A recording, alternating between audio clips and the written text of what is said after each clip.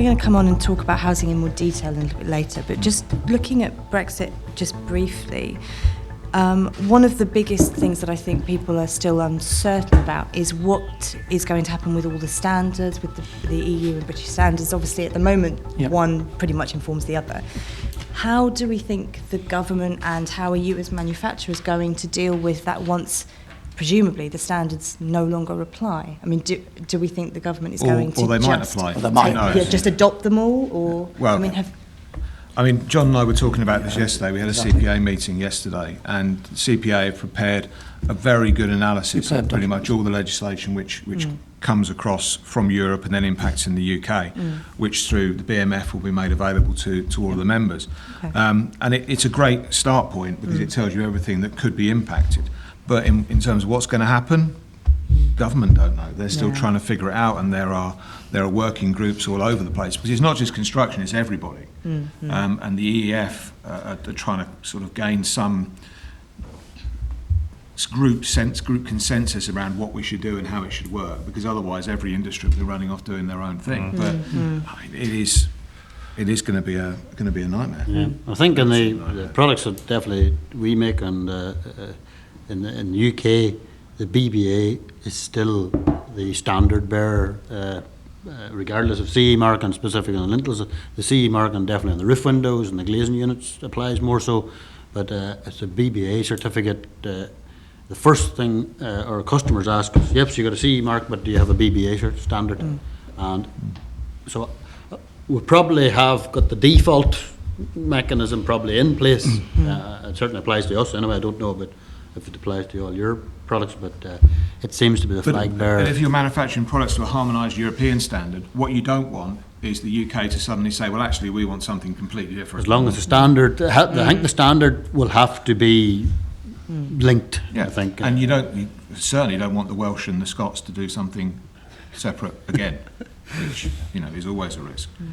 The problem you have, John, there are some committees that are going on. I mean, EM 1433 is one at the moment, where it literally has collapsed because of Brexit. And the talk is it's all going to start again, and I think exactly what you said is going to happen. It's going to go back regional. And actually standards are a good thing for our industry, because as standards get raised, actually it's an opportunity for everybody to absolutely right. I think we have a fantastic opportunity right now as an industry to shape any changes that are likely to come. I mean, that document is a superb document. And I would urge, when we send that out, everybody to come back and give us your input in terms of, do you agree with some of the conclusions that the CPA, BMF have reached, or are there things on that document that are not there that should be there? I mean, I was at a local authority planning control event last night, so I was talking to a couple of town and country planners and local government officials. They haven't got a clue what's going to happen. I spoke to 2 or 3 people there. They do not know whether the European standards will remain, go. They haven't got a clue. And what they did say, though, is we need your guidance as a trade association, all trade associations, to let us know, look, in an ideal world, if you could change anything, what would it be? If you want things to change, which things would change, which things would stay? So I think, as major supplier members, you have to give us your input in terms of what standards you'd like to see changed and what you'd like to see stay as they are. We have got that sort of 2-3 year window to do that, whether it's through the CPA or the BMF, as long as that, that's fed through. I think if you're importing or exporting the European quality standards, we would support those staying. And on the more broader issue on emissions trading, we would expect that the overall legislation on global emissions will remain, that we would still adhere to the European standards on emissions as well. So that's a more broader subject above that. CO2 reduction, I wouldn't see us doing our own thing on that. We will fall into line with the rest of the world. I mean, I'm hearing a lot of people saying, and I think it's fairly obvious that the government doesn't yet know what they're planning and what's going to happen in that sense, does there come a point where the industry has to say, okay, regardless of what the government decides, we are going to adopt, as manufacturers who work across the UK and other markets? I think common sense hopefully will prevail, because there's as much issues for European companies importing into the UK and UK companies exporting. It makes sense for all the standards to be aligned. Now, I'm sure there will be some, hopefully, very small tweaks. But if we're selling product into Europe, or Europe is selling product into the UK, whatever those standards are, and transporting materials, for example, there needs to be some form of harmonised standard. It's logical for both sides of the Brexit debate to actually make sure that works. I'm less worried about this area because I agree with you. The only concern I have, and it's just a little concern, but it's still there like the grain of sand in my shoe, irritating me, is with some of the people that are involved at the highest levels in government, the view that if it's from Europe, it is automatically bad. If that starts to gain traction, then that's where we'll have problems. And it's a very small concern because I think the more sensible people will start to control that. But I think that is a risk. If we do start junking everything because it's come from Europe and therefore it is seen as being bad, that's when I think we're going to start to have problems. It's not likely to happen, though, really. I mean, you've got this tremendous... change is quite difficult. We just see that, but nobody expected the vote to go the way it did. And I think the standards will just stay. It'll be... The difficulty will come when you find there's an urgent need to actually change the standards or improve it or raise them. Then you'll meet difficulty. I don't think there's going to be a difficulty in actually keeping the standards because there's just so much work involved, and everything's a debate.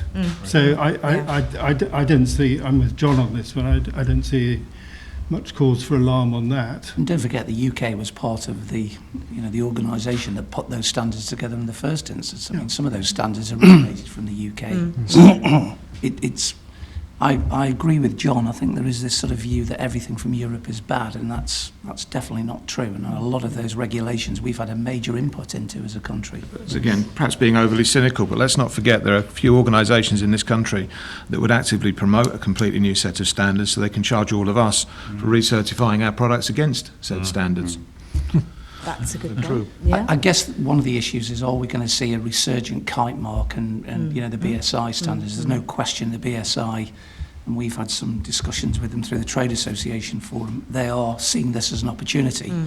And of course, the old BSI kite mark standards were excellent anyway. So I think what you might do is see a resurgent, maybe that growth in the use of the kite mark or the promotion of British standards as well as European standards. So if that was to happen, what impact would it have on a practical level for you as manufacturers? As you said, does that necessarily involve a increase in costs to get things recertified, or is everything pretty much CE marked and kite marked anyway? It depends what they do. It could mean recertification. It could mean, depending on your manufacturing process, it could mean new packaging designs, for example, all of which comes at a cost. It could mean that you have less flexibility to bring product in from European markets if you need to. You look at the brick industry over the last couple of years, there have been times when it's needed to import bricks. That might be a problem if they change the standards. But what we need is to know where we're going, plenty of time to make that change, and then we can get there. But I really hope in this area that common sense does prevail and we adopt what has already been proven to work over the last 20 years or so. So up to us as our business is to actively promote that, because there is going to be definitely an additional cost. You'll need bodies to put these standards into place, and you won't be actually achieving any better product. No. And on the result of it, it's just a cost. And should we change it just for change's sake? And I don't believe we should, because the British standard, the European standard, they will meet the same requirements. Yeah. That's basically it. Certainly I think, bearing in mind the government have an awful lot of standards and legislation to go through, as you said, common sense would say that they adopt these as read for the time being and concentrate on on other things, not necessarily more important things, but more perhaps widely required things that they need to get sorted, and then maybe revisit the standards at a later date when everything else is bedded in. And in the meantime, at least it gives people like yourselves enough certainty to be able to plan and move on, which I think is what everybody needs now.